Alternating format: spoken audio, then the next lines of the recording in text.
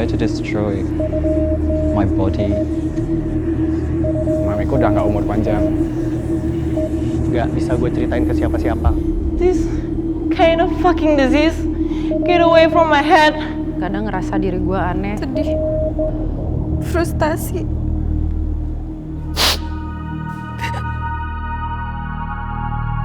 Having a perfect nose, a nice chest, nice shoulders, but I haven't fulfilled any of that, so no. Memangnya dunia harus seperti apa sih gitu? Memangnya harus gimana sih?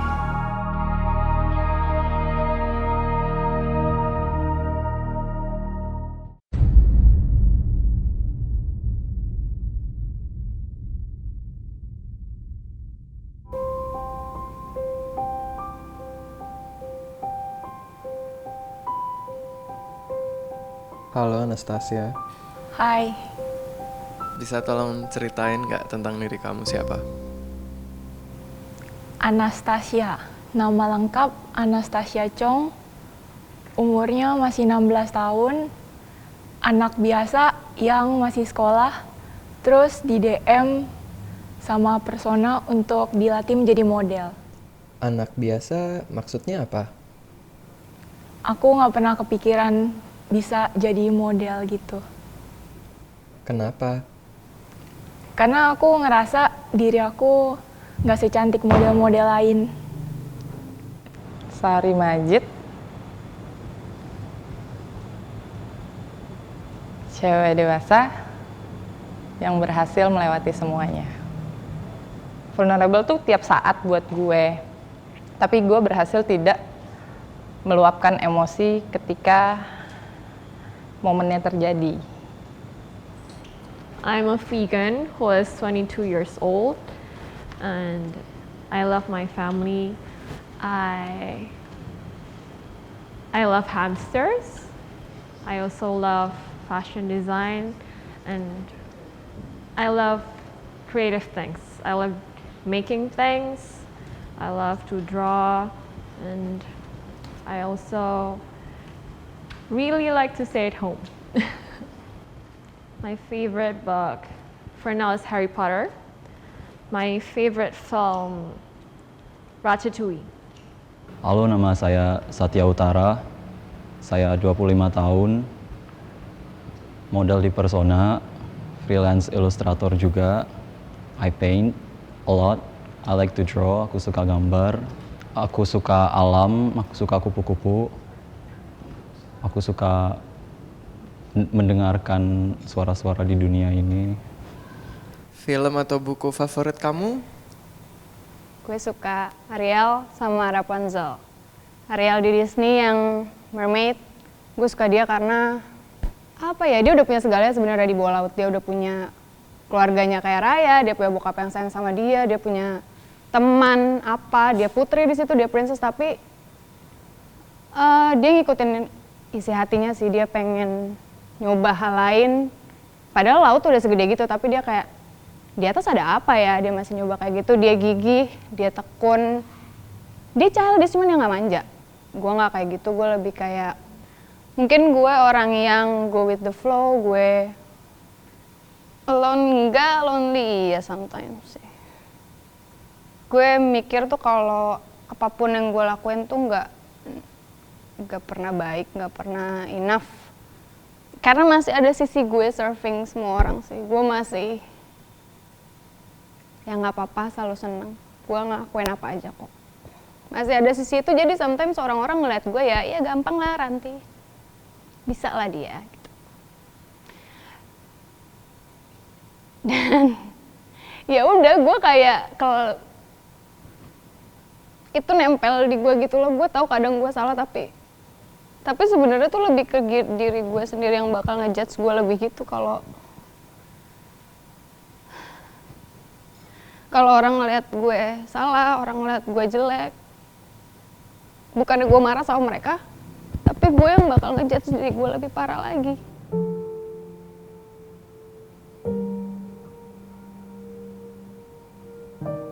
Aku Jati. Mungkin kalau orang kenal aku orang yang pekerja keras. Aku masih terlalu terbiasa untuk membahagiakan orang, bukan membahagiakan diri sendiri. Aku dari kecil memang terbiasa sama mami, walaupun masih lengkap sama papa. Tapi semenjak udah pisah sama papa, aku makin dekat lagi sama mami. Sekarang pun aku membahagiakan mami itu karena aku percaya mamiku udah nggak umur panjang. Bukan pesimis, tapi ya itu kenyataannya bagiku. Nah, mamiku sekarang udah kena stroke dan ya aku harus bisa semampunya. Kakak gue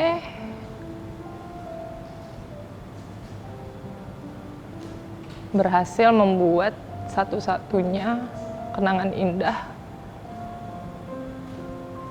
waktu gue kecil.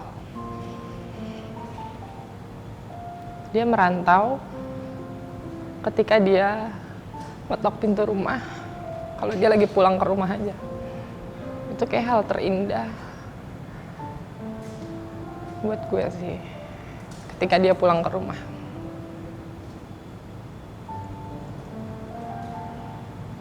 Lima 15 tahun yang lalu.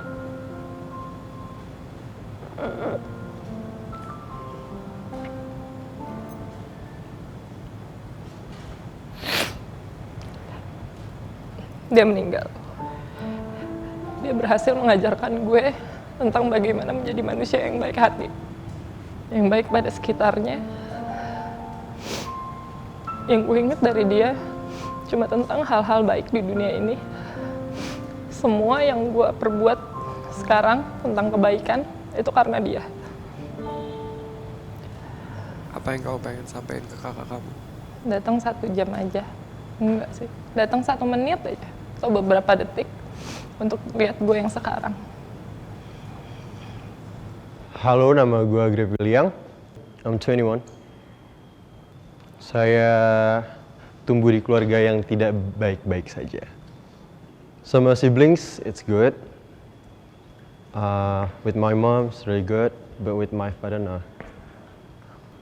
Even before I'm born, jadi kayak, I don't know, and my mom still stuck with him. Gue nggak tahu sih ini kayak kapan berakhirnya atau apakah kan ada ujungnya, tapi I don't know. For now gue ngerasa kayak ya udahlah, kayak udah terlalu lama gitu gue ngerasa, jadi kayak dari yang sakit banget sampai gue nggak peduli. Bokap gue meninggal pas gue 17 tahun. Dan di titik itu gue ngerasa dia tuh sosok yang paling sempurna buat gue, karena ya dari lu kecil sampai lu remaja kan. Sampai SMA pun gue masih dijemput sama dia gitu, gue sedekat itu, dan gue anak paling kecil, cewek, lumayan deket sama dia dan sangat manja. Banyak hal yang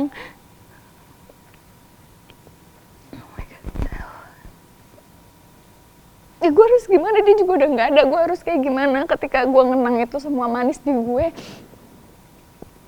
Orang-orang gue di sekitar gue tuh kayak, ya tapi lo harus tahu kok ceritanya kayak gini gitu.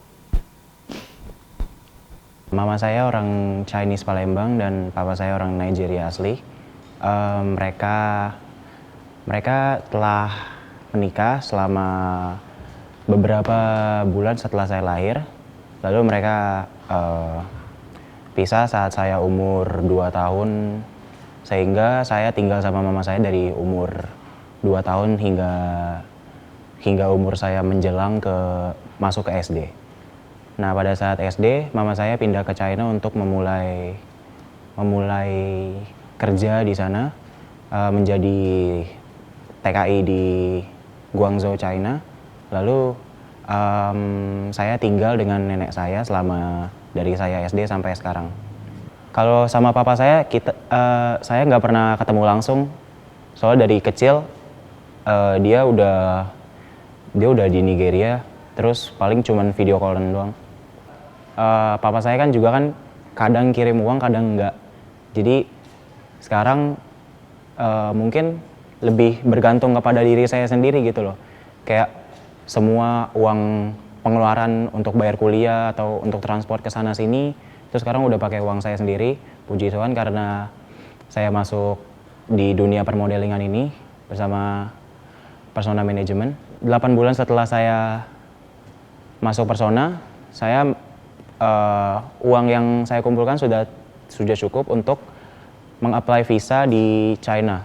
Lalu pada saat itu juga kami berangkat ke China. Saya dengan tante saya dan juga nenek saya. Setelah 11 tahun setelah mama saya pergi ke China, baru tahun kemarin saya ketemu pertama kali dengan mama saya di Guangzhou, China. Kami harus ke kedutaan Indonesia yang ada di China dulu untuk meminta data mami saya supaya bisa bertemu dengan dia secara langsung. Terus pertemuan itu berlangsung selama 2 hari, selama 2 hari doang. Tapi waktunya juga dibatasin 1 hari, kayak 1 jam doang gitu ketemunya. Terus keesokan harinya juga 1 hari 1 jam doang. Karena visa mami saya waktu pada saat itu sudah susah diperpanjang. Pertama kali saya ngelihat dia, saya langsung nangis ya pastinya.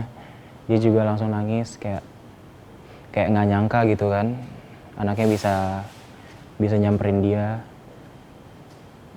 Saya juga langsung kayak nggak nyangka juga gitu kalau bisa ketemu sama mami lagi gitu kan. Dia minta maaf karena nggak bisa nemenin selama masa pertumbuhan saya.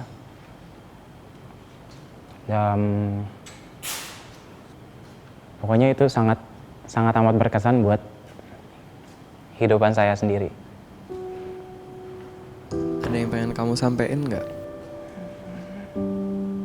Mami,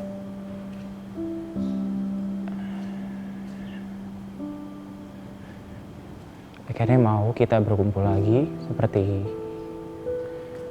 seperti semula.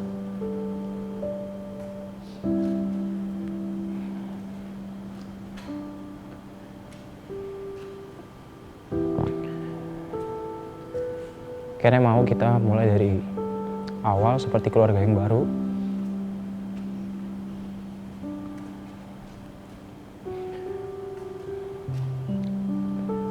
Akhirnya mau kita ngelupain semua kesalahan di masa lalu. Kita harus tetap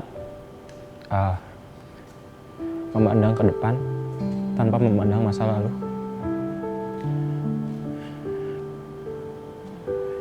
Akhirnya mau kita berkumpul lagi.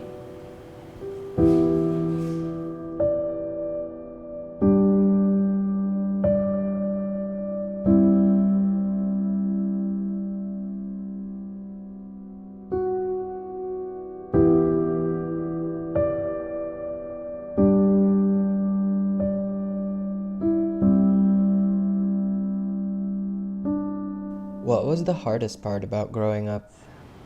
Convincing my parents to do the things that I want, but they didn't want to. So I had to rebel a lot. And although I don't seem like a rebellious person, because I'm so straightforward and like always on the line, but I was a rebellious kid for them. So it was kind of hard. They didn't agree that I wanted to be a fashion designer at first because I had to take a language class instead of science or what was the other, IPAS or IPA. Yeah, they hated that. And then when I wanted to be a model, they also was scared. They're afraid that I'm gonna expose myself to the world, that I'm gonna be this wild child, that I'm gonna be a person who is like not conservative. Like I'm not gonna be this Catholic, straight, and always diligent person. They're afraid that, I don't know what they're afraid of, but I'm still like this, so. Taskia, Taskia itu cengeng, moody, linglungan, labil,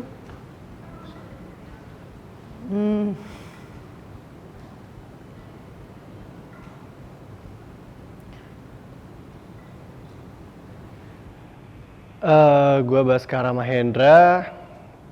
Gue sekarang berprofesi sebagai aktor. Udah jalan tahun ketiga. Gue bukan pengen jadi orang yang dikenal sebagai gue bukan pengen dikenal sebagai kayak artis gitu. Gue pengennya dikenal sebagai orang yang bisa memerankan berbagai macam peran, pengen bisa mainin yang lebih aneh, lebih jauh dari Baskara itu sendiri gitu. Kalau tawarannya begitu, terus kalau misalkan memang orang maunya begitu ya mungkin ya nunggu sampai ada aja nggak sih tawarannya. As a 16-year-old in my school, I feel like I matured faster than the rest of my friends. It's sacrifice I have to make in order for me to grow in society and be a somebody. I guess to me, a somebody is someone who makes an impact in society, and I feel like I haven't achieved that sort of achievement yet in society. So when I do, then maybe I'll call myself a somebody. Kamu kan kayaknya optimis banget nih. Emang harus kan? Gimana ngebalance modeling dan kerja di Tanah Abang? Ya balance saya soalnya kan kalau kerja Tanah Abang cuma bantuin orang tua, sedangkan orang tua ngedukung banget di dunia entertain gitu. Jadi dia ngutamain aku pergi jadi model. Jadi misalnya ada kerja, ya udah bolos aja dulu ke Tanah Abang. Pernah malu nggak kerja di Tanah Abang? Nggak pernah sih, malah kadang-kadang desainer tuh nyari aku buat nanya, kalau bahan ini di toko apa sih, bahan ini toko apa? Kayak gue kasih tahu yang murahnya di mana, posisi bahannya yang bagus di mana gitu. Banyak banget yang nanya desainer-desainer sih. Malah ada yang beli. Aku kan gaulnya nggak sama orang-orang yang selalu di atas. Jadi banyak juga yang masih nggak jelas. Banyak yang berusaha tapi gagal. Jadi kalau kita ngeliatnya ke atas mulu ya nggak bakal bersyukur. Jadi harus optimis aja. My parents, I'm really grateful to have them as my parents because they're really supportive and I love them so much. They help me in everything I do and they're just really caring. I'm definitely a daddy's girl, so I'm closer to my dad. One thing that I'm really similar with my mother is that we're both like really independent people and sometimes we can be stubborn at times, but what makes us different is I think I'm more open-minded as a person. It's not really like a big issue, but I said something and I think she took it the wrong way. I wish she understood that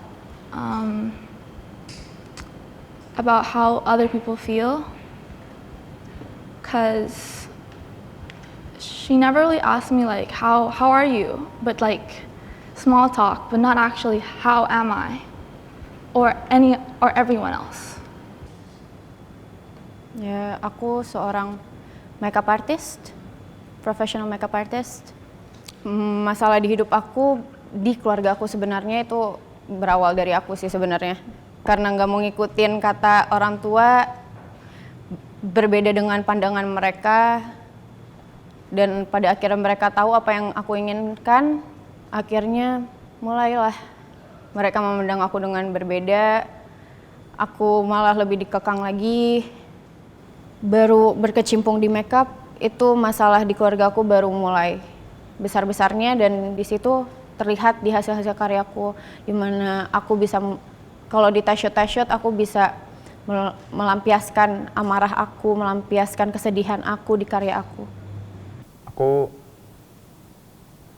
dibilang anak mama juga bisa, masih belum bisa nentuin pilihan sendiri, masih labil. Aku anak keempat dari 3 bersaudara, dimanja, paling sering dimanja sama bunda. Menjadi anak bungsu yang selalu di-compare sama kakak-kakaknya yang beda sendiri, makin hari makin kerasa perbedaan itu sampai di titik akhirnya lelah. Jadi anak yang pengikut, mengikuti aturan keluarga, norma masyarakat, selalu harus nurutin kata ayah, gak boleh bersuara, harus iyain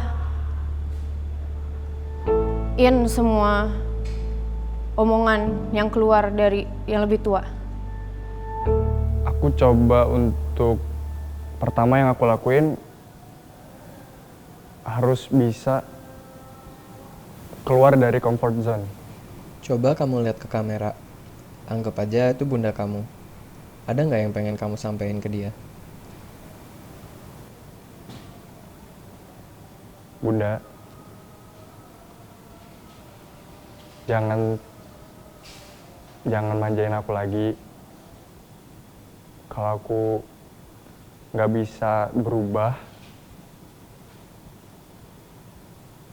aku mau jadi apa? Nanti. I want to say that, okay,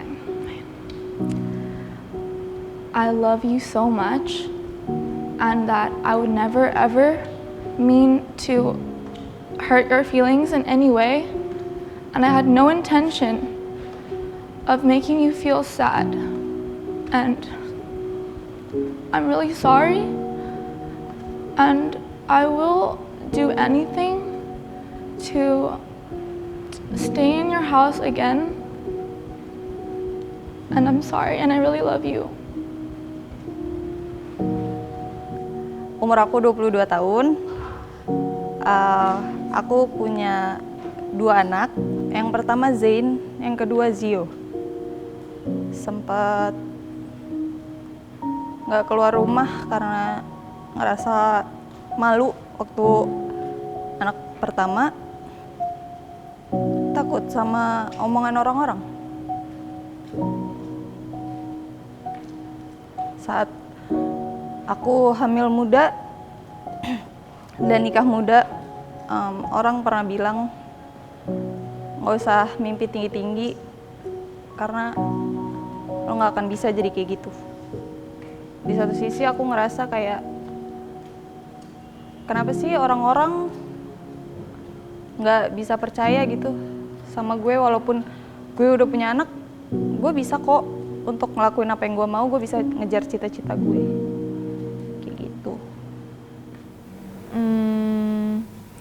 Sasa itu orang yang kelihatannya galak, hatinya kebalikannya 100%. Humoris, bergantung banget sama orang lain, takut nyoba sesuatu, nggak percaya banget bisa ngelakuin itu gitu loh. Sampai pas kesempatannya udah lewat baru kayak nyesel, kayak baru kepikiran aja. Susah bedainnya gitu antara kayak beneran takut gagal, takut diri sendiri gagal itu karena emang takut, atau sebenarnya kayak takut dilihat orang lain gagal gitu. Gue sulit menceritakan soal kayak gue yang aslinya ke orang karena terlalu kayak apa ya, nggak banyak orang bisa terima gitu. Gue yang mungkin dipikir kayak ya udah gue anaknya baik-baik aja gitu karena mungkin looknya seperti ini, padahal kayaknya gue nggak sebaik itu sebagai orang. Gue lumayan punya sisi manipulatif yang pada akhirnya gue cuma bisa pakai kalau gue lagi memainkan suatu karakter gitu. Itu gue memanipulasi orang untuk menjadi orang lain, tapi gue sisi manipulatif gue sebagai manusia kayaknya belum nggak orang tahu gitu. Akhirnya ya mungkin banyak orang yang ketipu gara-gara itu. Pada akhirnya sekarang kerjaannya juga ya aktor juga menipu orang, sebenarnya menipu orang untuk menjadi orang lain, untuk orang percaya siapa gua, untuk orang percaya siapa apa yang bisa gua lakuin gitu. Mungkin salah satunya itu gitu. Setelah mungkin gua menjalani hidup sebagai kayak normalnya manusia untuk mencari uang gitu ya, sekarang gua mencari kebahagiaan gua sendiri aja gitu. Dan gua ada kalau bisa memainkan cerita-cerita atau karakter-karakter yang jauh dari apa yang pernah gua mainin, jauh dari seorang Baskara, itu yang jadi kebahagiaan buat gue. Punya waktu sesaat untuk kabur dari diri sendiri juga gitu. Punya waktu sesaat untuk memperlihatkan kalau gue bukan orang yang seperti orang pikir gue gitu. Mungkin yang penghargaan yang gue pengen menangin kalau itu di akhir hidup gue pengen penghargaan sebagai orang yang jujur sama ibunya. Ada sisi menyenangkan dari gue bisa jadi orang lain, ngerasain, tapi nggak tahu kenapa setiap gue ngejalanin peran, yang paling gue nikmati adalah rasa sakit dari peran-peran itu sendiri.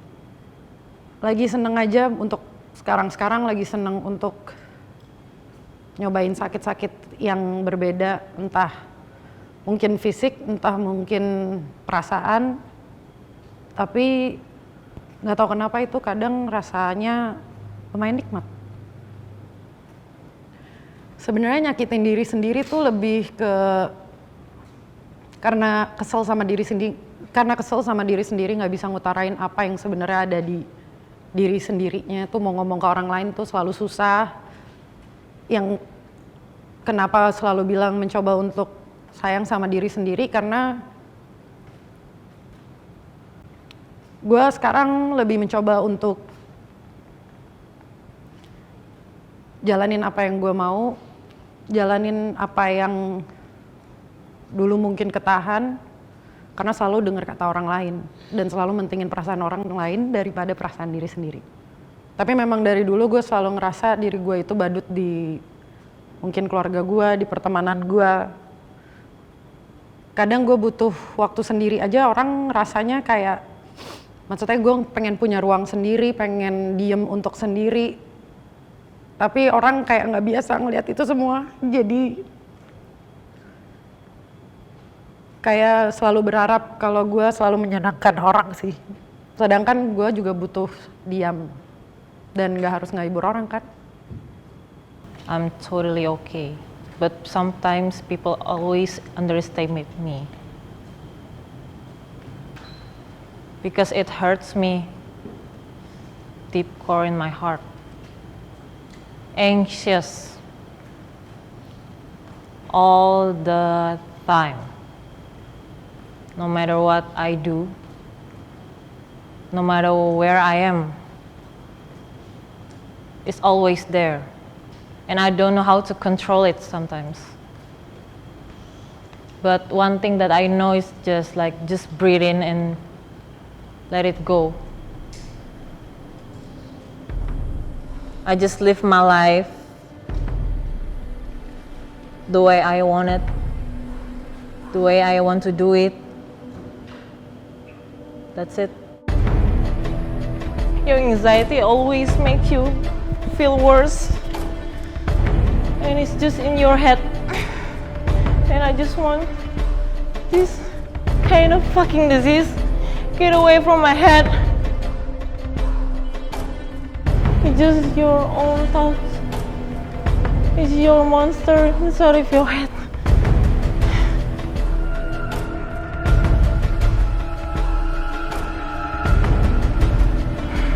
I will not cry for this. My anxiety tells me to do it, but I won't.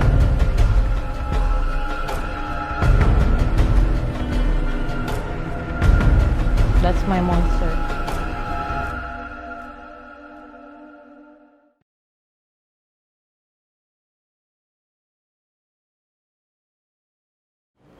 Beauty is what gives people confidence. It's what defines people. It's special, it's unique to everyone, and I don't think you can really define beauty so easily. Gua basically orang perantau sih, bokap perantau cuman asli Jakarta. Ya turunan luar lah gitu loh. Nigeria. Ibu Palembang. Dari mulai dulu sih gue yang paling menarik tuh ejekan ya. Kalau sekarang tuh banyak banget dulu. Kayak fisik ya kan paling sensitif dulu. Kayak gitulah, lu hitam atau apa segala macam. Nama Iqmal, pekerjaan fotografer.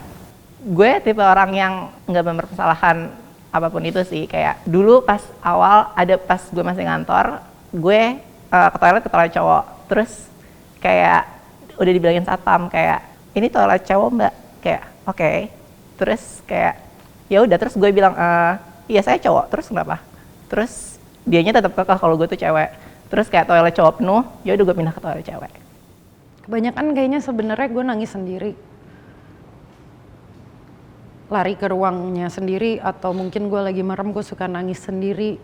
Kadang ngerasa diri gue aneh, tapi itu menyenangkan. Tapi juga nggak tahu kenapa kalau lagi merem tuh suka selalu kepikiran omongan orang sekitar, omongan mungkin dari keluarga, mungkin dari teman dekat, mungkin dari teman lama, dari manapun. Kayak gue nggak tahu kenapa gue selalu ngerasa kayak kejudge aja sih, selalu ngerasa dijudge. I look like a dude with one kid. Kayak gue punya cerita pas gue TK pun, pas gue main sama teman-teman gue yang seumuran gitu pas TK, kayak gue sering diusir gitu, kayak gue dikira udah anak SD. Jadi kayak gue lama-lama kayak oh ya udah. Nama asli gue sebenarnya Friska Novia Putri. Cuman dari kecil emang gue dipanggil Pika. Itu kenapa ada nama Pika. Sekarang gue bisa bilang gue lumayan percaya diri. Proses ya, maksudnya dibandingkan dengan dulu yang gue sama sekali nggak punya value dalam hidup gue. Even yang kayak misalnya orang ngaca, gue ngaca. Tapi gue nggak pernah yang namanya gue menatap muka gue atau mata gue di cermin, enggak.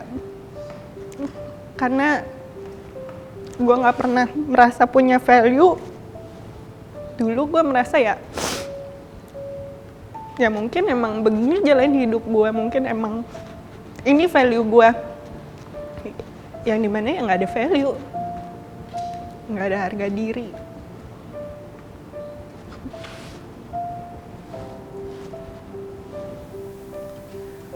Pas itu lagi sekolah biasa sama temen-temen gitu, ada kelompok, terus dia mulai ketawa-ketawa sama temen lain. Dia mulai kayak manggil aku Bido, Bido. Aku pikir Bido tuh apa? Aku nanya ke dia, ternyata Bido itu artinya bibir doer. Jadi mereka pikir bibir aku itu tebel, saking tebelnya mereka manggil aku bibir doer. Rambut aku jelek, karena beda aja dari cewek-cewek lain yang kalau jalan rambutnya lurus, cantik, nggak kering kayak aku, nggak keriting kayak aku. Sebutan-sebutan yang negatif. Pohon beringin pernah, sarang lebah pernah, pohon berjalan pernah, banyak. Bagi mereka itu lucu-lucuan, tapi bagi orang yang dikatain tuh sakit sih. Udah cukup lah gue mendengarkan pendapat-pendapat buruk yang kalian berikan, sampai gue membatasi diri gue sendiri untuk berkembang. Sampai gue merasa gak cakep. Sampai gue merasa kok gue gak cakep cewek lain. I always find ways to destroy myself, emotionally and also physically. If this body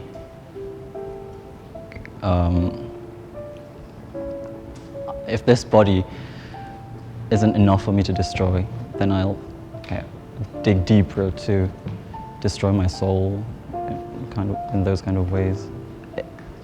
I feel like I'm actually making other people's lives better without having me around them.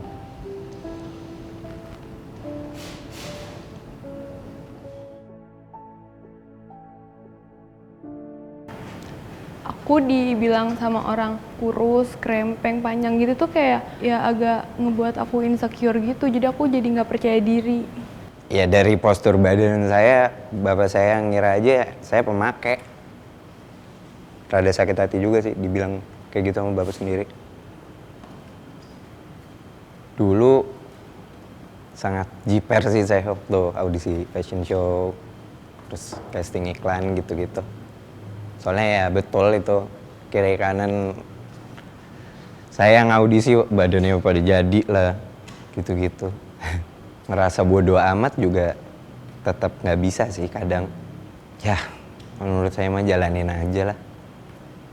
Mungkin sebenarnya salah orang-orang bukan salah orang sekitar gue juga sih. Iya sih, enggak. Gue menyalahkan orang-orang sekitar gue waktu gue kecil. Gue dikatain tinggi tanpa gue mendengar ada pujian apapun tentang diri gue. Memangnya dunia harus seperti apa sih gitu. Cuma itu sih. Memangnya harus gimana sih? Having a perfect nose, the perfect height, having good eyebrows, a nice chest, nice shoulders, but I haven't fulfilled any of that, so no. It's heartbreaking and it crushes my mentality sometimes, but I think because of that, it really helps me to go out of my shell. Apa kamu punya role model? Punya nggak ya? Punya sih sebetulnya. Siapa? Kendall Jenner. Physically-nya dia itu apa yang aku pengen, kayak mukanya dia itu tuh apa yang aku pengen dari dulu, kayak gitu. Kadang dengan ngeliat dia yang punya segalanya, yang perfect dari segalanya, itu kadang ada aja sih pikiran kayak pengen ngubah ininya, pengen ngubah ini aku, pengen ngubah apanya. Cuman kalau dipikir-pikir ya emang buat apa gitu. Mereka ya harus terima kita apa adanya, mau gimana pun. Kita nggak bisa ngubah diri kita. Unik, menurut aku unik. Mungkin sikap, personality, dan appearance, maybe. Lingkungan gue nggak tahu kenapa, it's fine gitu terhadap gue. Jadi kayak gue pun ngereaksinya kayak oh ya udah gitu loh. Mungkin kalau misalkan gue dapat lingkungan yang semuanya menolak, mungkin gue akan beda meng-accept diri gue sih. Mungkin gara-gara efek lingkungan pun yang nge-accept gue, jadi kayak ya udah gitu loh. Kayak that's why gue bisa bilang kayak gender doesn't matter for me. Probably that there's only one person who can be you, and there's no point trying to be someone else or copy someone else or change who you are, because that's what makes you special. That's what I learned here. Semenjak aku masuk ke dunia modeling tuh kayak aku lebih self love, aku lebih kayak ya udah bersyukur sama apa yang ada di tubuh aku. Kayak ngelihat aku kemarin jalan di JFW kayak gitu, mereka kayak bilang kayak congrats kayak gitu. Itu kayak aku bisa ngebuktiin gitu kayak ke mereka semua kalau dengan tubuh aku yang kayak kurus terus tinggi kayak gini, kayak aku bisa menghasilkan prestasi. Kayak ya ini bagian tubuh aku, ya udah gitu, aku harus kayak syukurin apa yang ada dalam diri aku. Pencapaian yang aku banggain, ikutan kampanye makeover.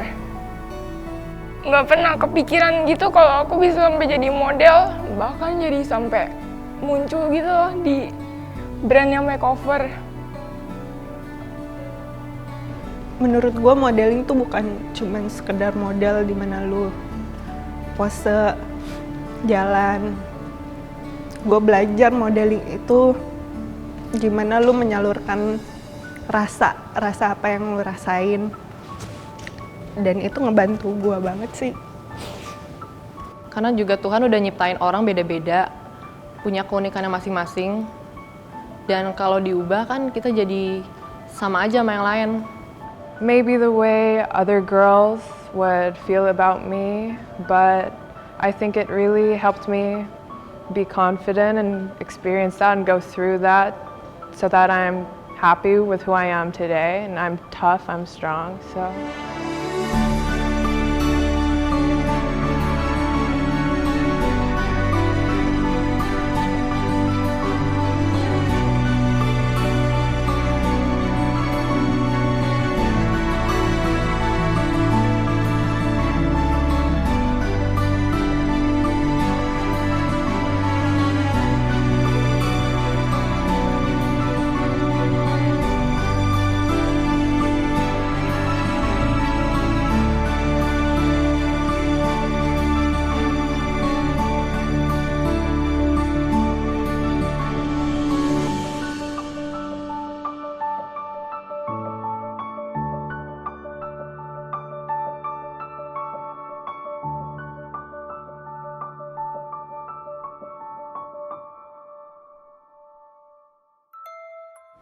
Kadang emang kayak pengen ganti kehidupan gitu sih. Jadi kayak gak mau reality aku ini ada di hidup aku gitu. Jadi kadang pengen kayak berhayal aja, pengen jadi hidup orang lain. Kadang gitu.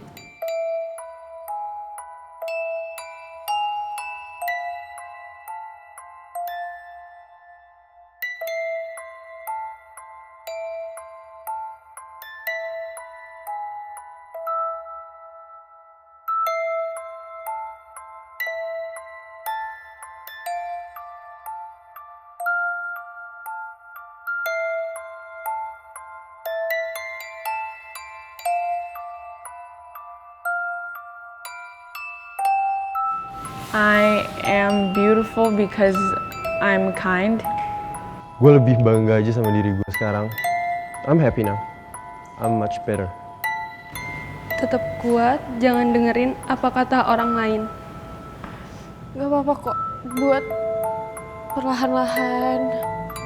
Gak usah mikirin banyak hal yang akhirnya ngebebanin kamu.